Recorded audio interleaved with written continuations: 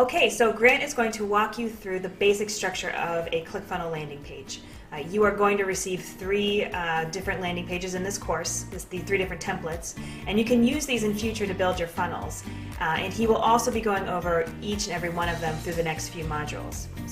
But first, let's just take a look at the basic structure of it. Okay, this is going to be an introduction to ClickFunnels.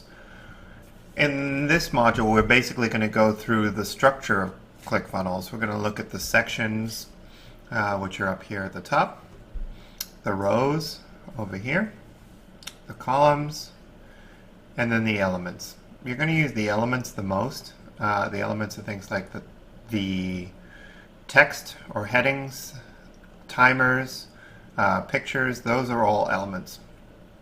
Then we have, so we'll start at sections. Sections are what divides the whole page. You'll see it in green here.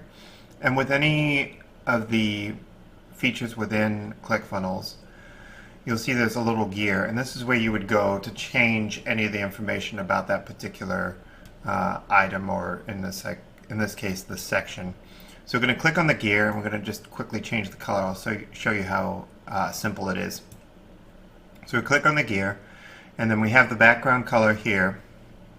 This would control the text color. It's all pretty self-explanatory, but we want to change the background color, and we're going to just change it to, let's go with yellow. So there we go. That was pretty simple. If we want to change it to orange, we can just click down here. Now it's orange. And then if we want to do that, now it's red. And you'll notice that the section at the top is not changing.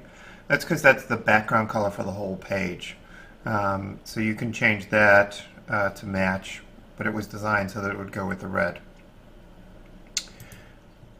Okay, next we're going to move on to the rows.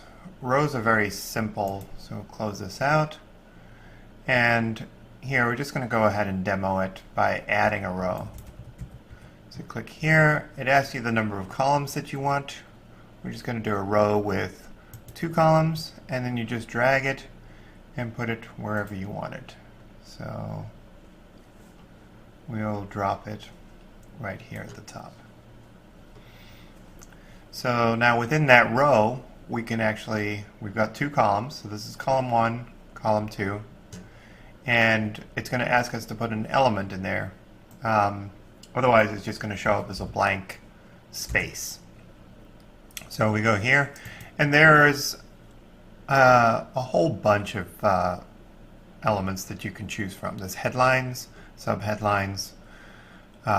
Those are self-explanatory. A paragraph, so a group of text, a bullet point list, images, an image pop-up, so that it has like a little magnifying glass to make it bigger. Same with a video and a video pop-up. Then you can go with a button. That's for inputs, text fields, select boxes. You won't need to do any of this in the templates that we have. They're already in there. So SMS sign up, billing ads. That's more for e-commerce if you wanted to integrate it with Stripe. But again, we won't be doing that in this course.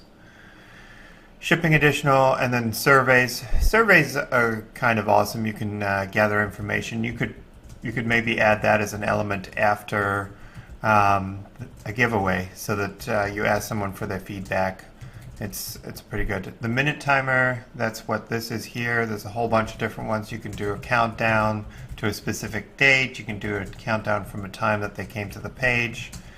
Day timer, that's to a specific date.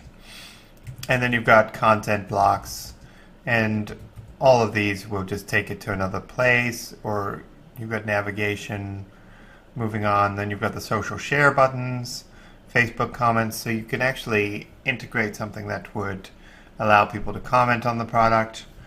And then you've got custom information that's right here. So we're going to go ahead and do probably what the most common ones are. So we'll add a headline.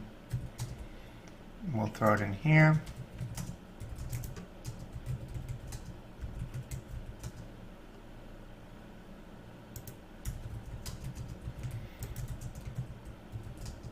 And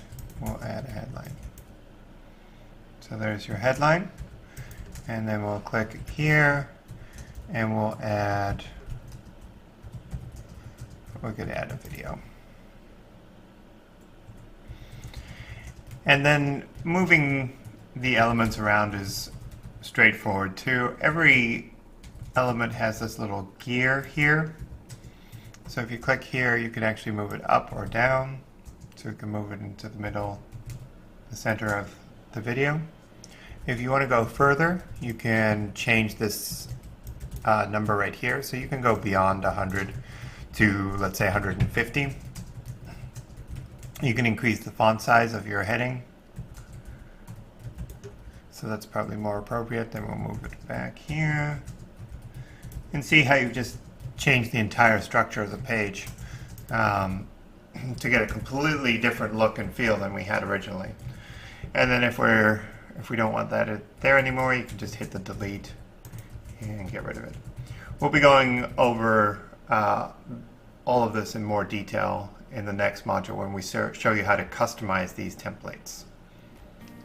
Well, that concludes this module. We look forward to seeing you in the next.